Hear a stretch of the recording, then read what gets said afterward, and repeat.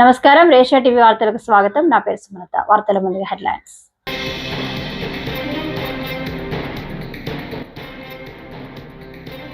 విజయనగరం జిల్లాలో సామాజిక పెన్షన్ల పంపిణీ కార్యక్రమంలో పాల్గొన్న చంద్రబాబు.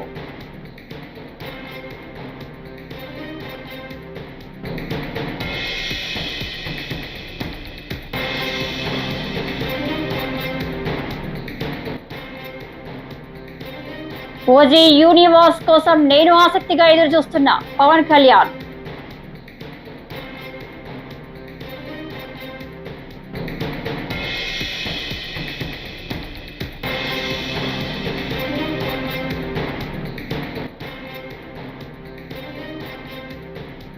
అక్రమ కేసులకు భయపడే ప్రసక్తే లేదు, ఎంపీ మిథున్ రెడ్డి సంచలన వ్యాఖ్యలు.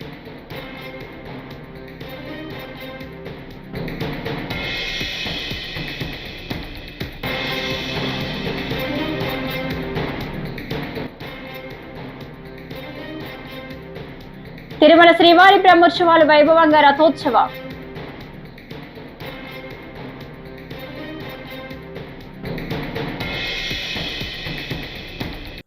డీటెయిల్ చూస్తే, ప్రపంచంలో ఎక్కడ లేని విధంగా తమ ప్రభుత్వం స్థలాలకు ఆర్థిక భరోసా కల్పిస్తుందని, మానవతా దృక్పథంతో సంక్షేమ పాలన అందిస్తుందని ముఖ్యమంత్రి నారా చంద్రబాబు నాయుడు స్పష్టం చేశారు. విజయనగరం జిల్లా దత్తి గ్రామంలో నిర్వహించిన సామాజిక పెన్షన్ల పంపిణీ కార్యక్రమంలో ఆయన పాల్గొని లబ్ధిదారులకు పెన్షన్లు అందజేశారు. ఈ సందర్భంగా ఏర్పాటు చేసిన సభలో ప్రజలను ఉద్దేశించి ప్రసంగించారు.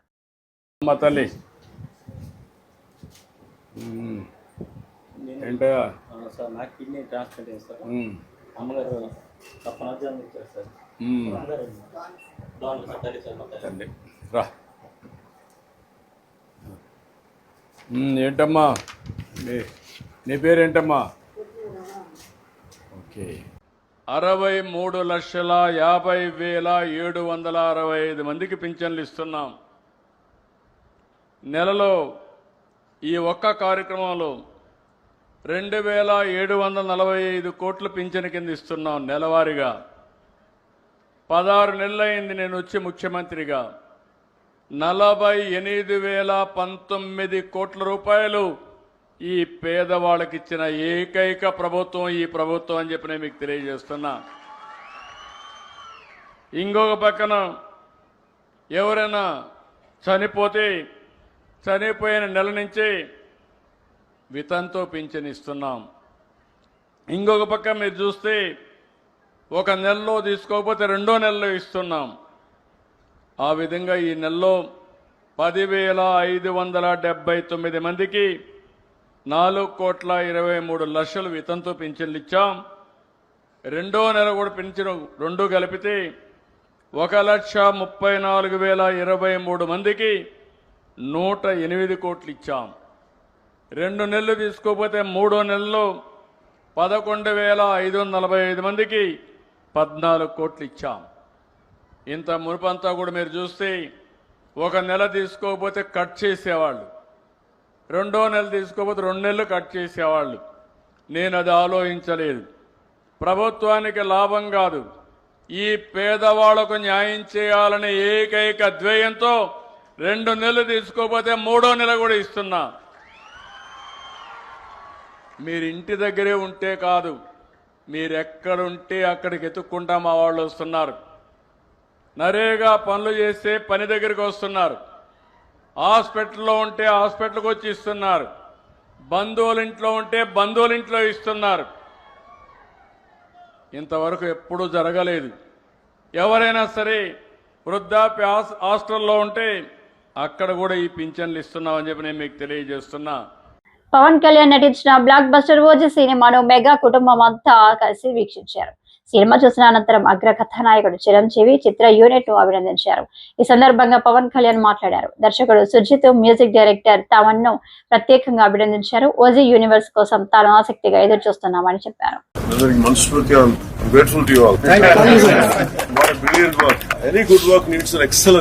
Without you, I don't think either Sujit or Taman Garu and Taman's team and anyone could have achieved this. Excellent, you. Thanks. You're really brilliant. It's a great movement. I don't know about success. I don't know about collections. It's a great watch. Taman, what a brilliant work, Taman. Wow. Cellulite poet Ravichandran garu, Naveen garu, and he must have gone crazy with edit. No? Mad edit, and the most beautiful thing is we are looking forward to the following the universe of Oji. Sujit guరించి చెప్పక్కర్లేదు. One thing is purely Sujit's creation. Toughest job ఏంటంటే music director range ఎంత greatest potentiality తమిళ్లో ఉంటే we don't know, no one has tapped Tamil real. Sujit part of Oji, you know. తిరుమలలో శ్రీవారి సాలకట్ల బ్రహ్మోత్సవాలు వైభవంగా జరుగుతున్నాయి. ఉత్సవాల్లో భాగంగా శ్రీనివాసుడికి కన్నుల పండుగ రథోత్సవం నిర్వహించారు. మహోన్నత రథంపై మలయప్ప స్వామి భక్తులకు అభయ ప్రదానం చేశారు. రథోత్సవాన్ని తిలకించేందుకు భారీగా భక్తులు తరలివచ్చారు. దీంతో తిరుమల వీధులు కిక్కిరిసిపోయాయి.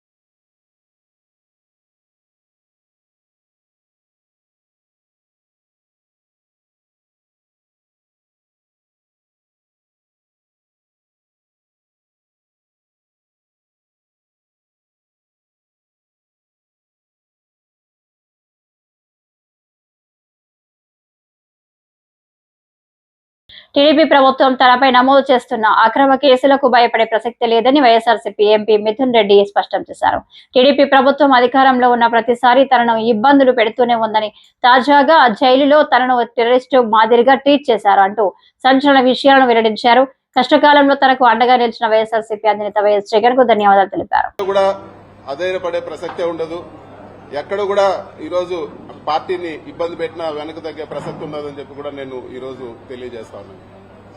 ఇది ప్రతిసారి తెలుగుదేశం పార్టీ అధికారంలో ఉన్నప్పుడు, ఎప్పుడు తెలుగుదేశం పార్టీ అధికారంలోకి వచ్చినా కూడా కేసులు పెట్టే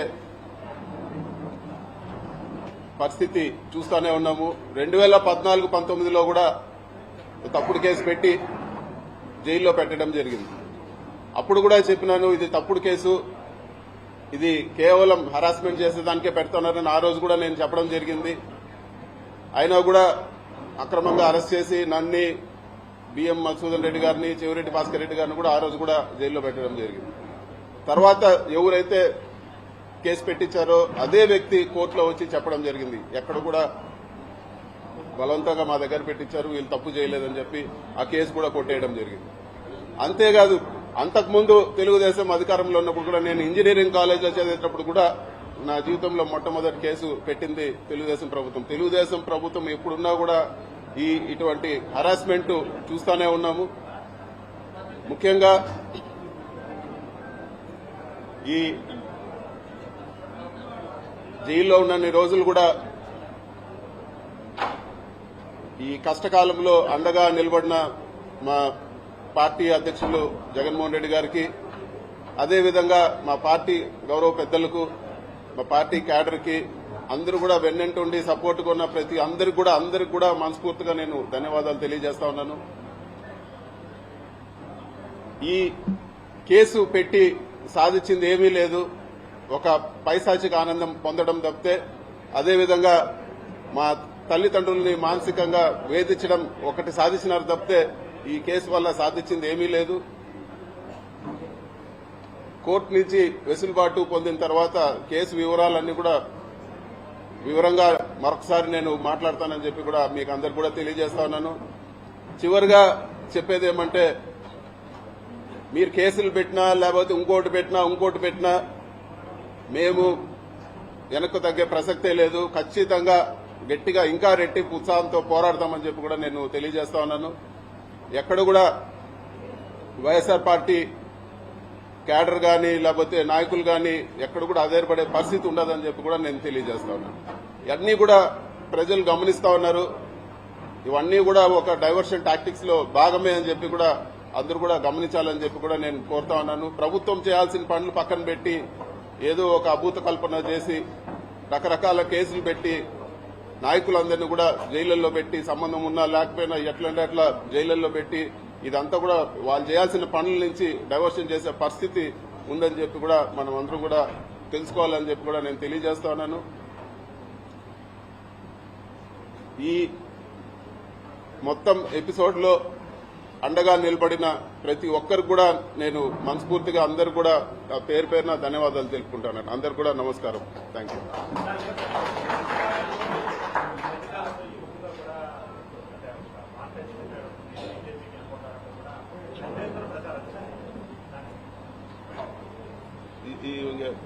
దానికి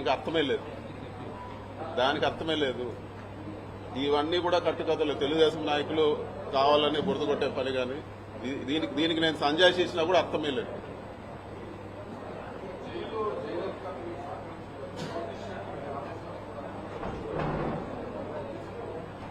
మరి ముఖ్యంగా జైల్లో ఎటువంటి పరిస్థితుల్లో పెట్టారంటే, ఒక టెర్రరిస్టో తీవ్రవాదిని జైల్లో పెట్టిన పరిస్థితి ఉంది నాకు. నేను ఉన్నన్ని రోజులు కూడా ఒక పూర్తి బ్లాక్ లో వేరే ఒక మనిషితో మాట్లాడే పరిస్థితి ఉండదు. కేవలం ఎప్పుడైనా ములాఖాతులు, వారానికి వచ్చిన ములాఖాతులు, లేకపోతే ఇంటికి 3 ఫోన్ కాల్ చేసుకోవచ్చు. ఆ 3 ఫోన్ కాల్ తప్పితే ఇంకొక మనిషితో మాట్లాడే పరిస్థితి కూడా ఉండేది కాదు. మొత్తం సీసీ కెమెరా నిఘా, ఎవరు చూస్తా ఉన్నారో ఆ సీసీ కెమెరాల్లో తెలియదు. విజయవాడలో కూడా ఆ సీసీ కెమెరాలో చూడగలుగుతారని చెప్పేవాళ్ళు. అధికారులు కూడా నాతో మాట్లాడేదానికి భయపడేవాళ్ళు. అసలు ఎవరు కూడా దగ్గరకు వచ్చే పరిస్థితి లేదు. ఒక దారుణమైన పరిస్థితిలో జైల్లో పెట్టడం జరిగింది. ఒక ఏదో టెర్రరిస్ట్ పక్కన వాళ్ళతో మాట్లాడితే ఏదన్నా ఇబ్బంది వస్తుందనే పరిస్థితులు అక్కడ కల్పించడం జరిగింది. కానీ ఇవన్నీ కూడా ధైర్యంగా ఎదుర్కోవాలని డిసైడ్ అయినాం కాబట్టి ఇవన్నీ కూడా ఏకోసారి కూడా పట్టించుకున్న పరిస్థితి లేదు.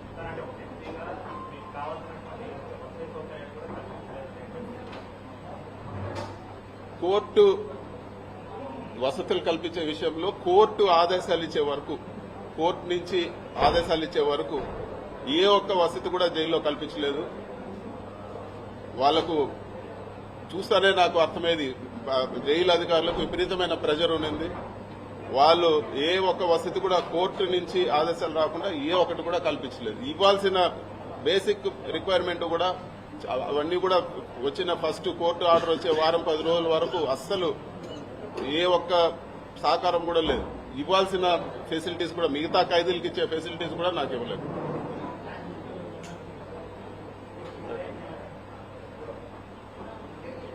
ఓకే అన్న, థ్యాంక్ యూ అన్న.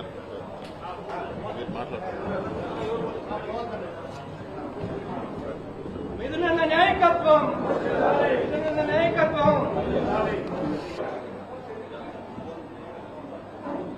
ఒక ఖైదీగా ఉండాల్సిన పరిస్థితి వచ్చిందని చెప్పి కూడా మీకు అందరు కూడా నేను తెలియజేస్తా ఉన్నాను. వైఎస్ షర్మిల బీజేపీపై చేసిన వ్యాఖ్యలపై ఏపీ బీజేపీ అధ్యక్షుడు మాధవ్ ఫైర్ అయ్యారు.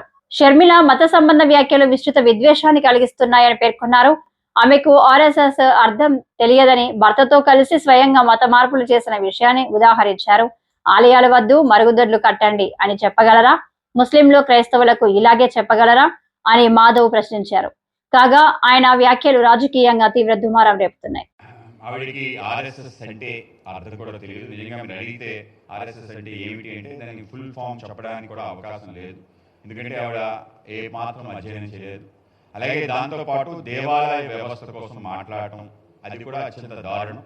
ఆవిడ స్వయంగా మత విద్వేషాలు రెచ్చగొట్టే విధంగా ఒక ప్రయత్నం చేయడం, మత మార్పులు స్వయంగా ఆవిడే చేయటం, ఆవిడ ఆయన భర్త కలిసి అనేక రకాల మత ప్రార్థనలు చేసిన తీరు అనేక మాధ్యమాలలో మనం చూసాం. ఆ విధంగా పెద్ద ఎత్తున మత ప్రచారం చేసే ఒక వ్యక్తిని తీసుకొచ్చి మన ప్రాంతం పీసీసీ చీఫ్ గా పెట్టడం కాంగ్రెస్ యొక్క దౌర్భాగ్యం, మన దౌర్భాగ్యం.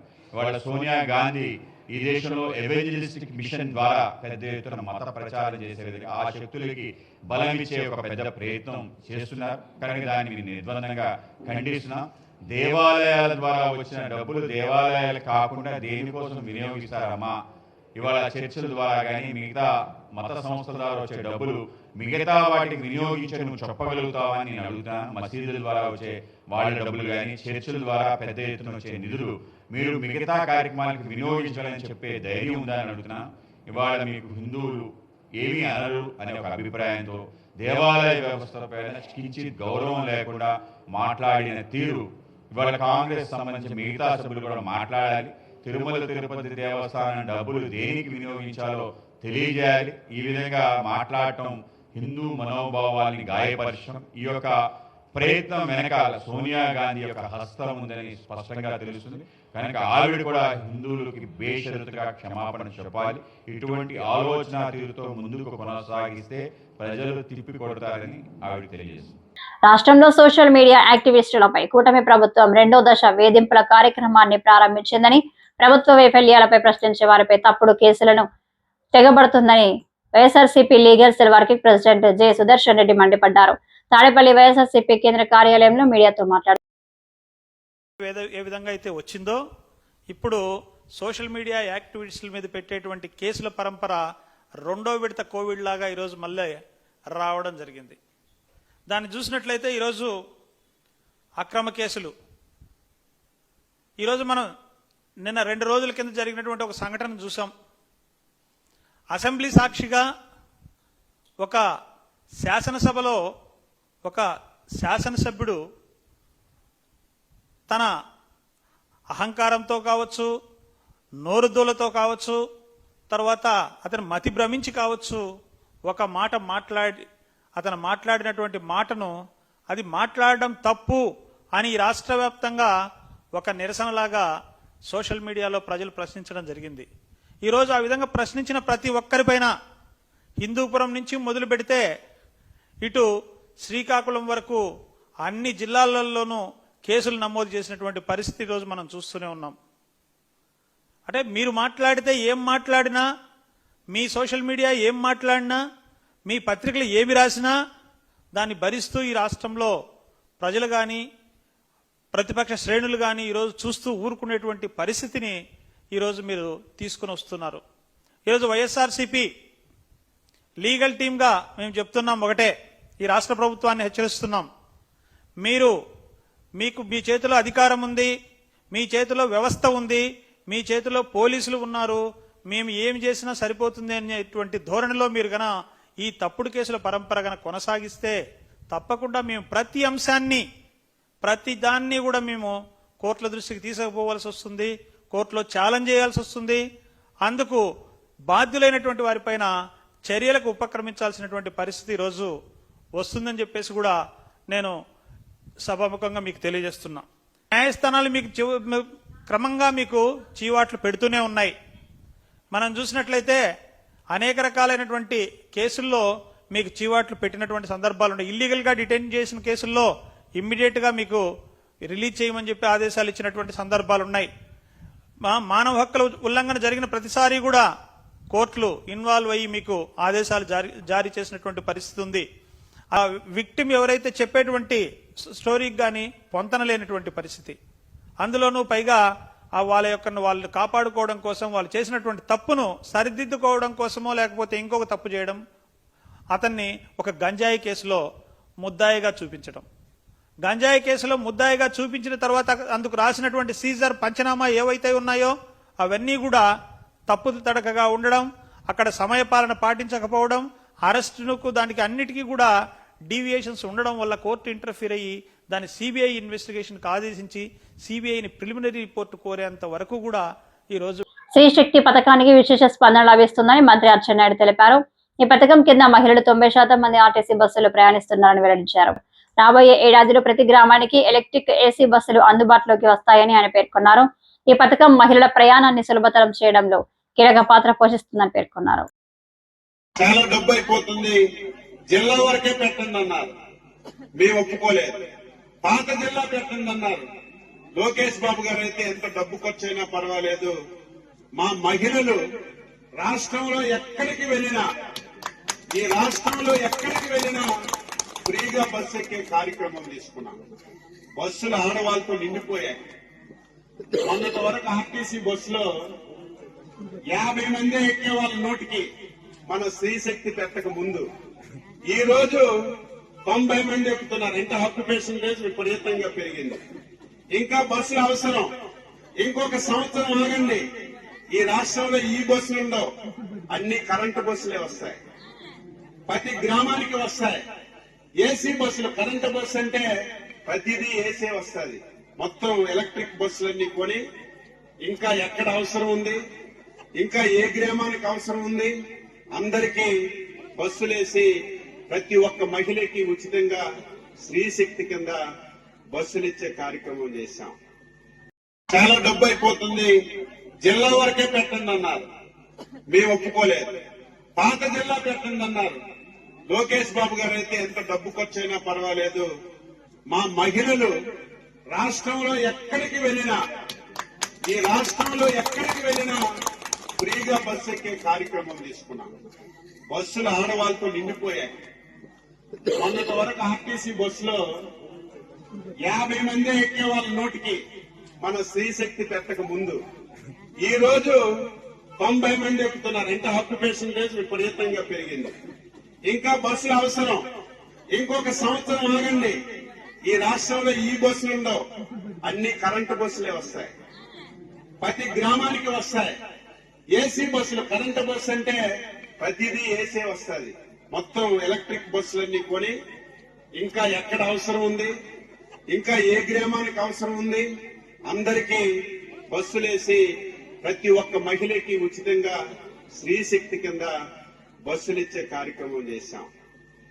యూపీలో ఓ షాకింగ్ ఘటన చోటు చేసుకుంది. జైల్లో ఉన్న మాజీ మంత్రి గాయత్రి ప్రజాపతిపై ఓ నేరస్తుడు దాడి చేశాడు. దీంతో మాజీ మంత్రి తలకు తీవ్ర గాయాలయ్యాయి. వెంటనే గమనించిన పోలీసులు మాజీ మంత్రిని ఆసుపత్రికి తరలించారు. ప్రస్తుతం ఆయన పరిస్థితి నిలకడగానే ఉంది.